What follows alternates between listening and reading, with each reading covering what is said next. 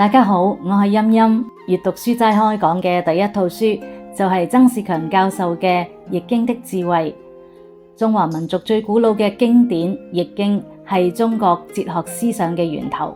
無論係老子講嘅道可道非常道，定係孔子講嘅吾道一以貫之，當中所講嘅道，都係源於《易經》入邊最根本嘅智慧。由今日開始，我哋會同大家一齊跟住曾教授嘅著作去領略《易經》嘅玄機同智慧之道。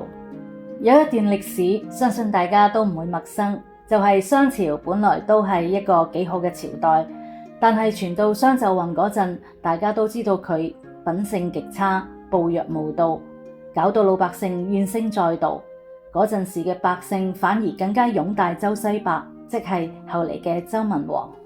周西伯深得民心，所以商紂王就開始對佢起咗戒心，夾硬揾個藉口將佢捉咗去監禁。周西伯被囚期間，心入邊有兩個諗法：第一，佢覺得自己積累咗咁多年嘅寶貴人生經驗，係長時間積累嘅親身體驗，如果就咁冇咗，實在太可惜啦。不如利用呢段時間去整理出嚟，將來或者可以幫到世人。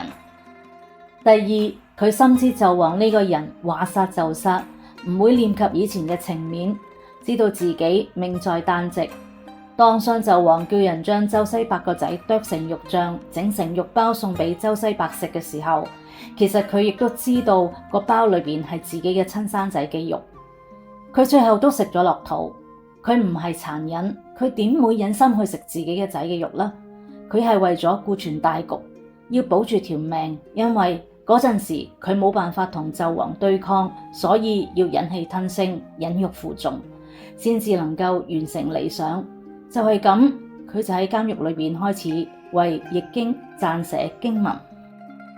周西伯將自己累積落嚟嘅寶貴人生經驗，透過64卦保存落嚟，每一個卦佢都寫上卦辭，每一卦嘅六爻，每一爻佢都用爻辭嚟說明，就成為咗最早嘅易經。因為伏羲氏當年未有文字，嗰陣時只有簡單嘅符號，可以話係一部無字天書，所以真正將易經寫成文字嘅係周文王，係佢喺獄中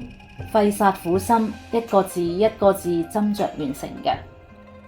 伏羲氏當年畫卦嘅時候係冇字㗎，所以佢就有好大嘅空白性，俾後人可以從各方面加以補實說明。周文王一定係體會到呢一種空白性嘅樂趣，因為佢可以有好大嘅空間去發揮。一方面佢受紂王嘅壓制，好多嘢唔能夠明言，有啲躲躲藏藏，有啲難言之隱，有啲講唔出嘅苦衷。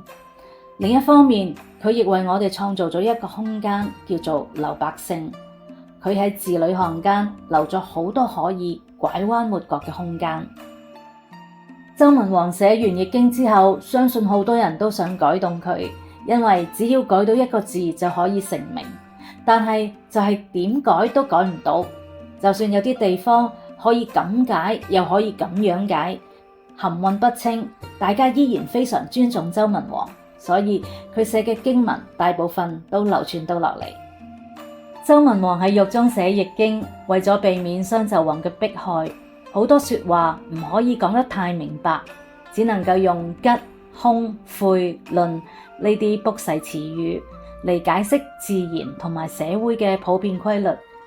結果令到易經呢一部包含住中華文化大智慧嘅書，從佢嘅誕生就被蒙上咗一層神秘嘅色彩。但係點解曾仕強教授會話呢一個係一種幸運呢？想知道答案，請留意我哋下一集嘅《易經的智慧》。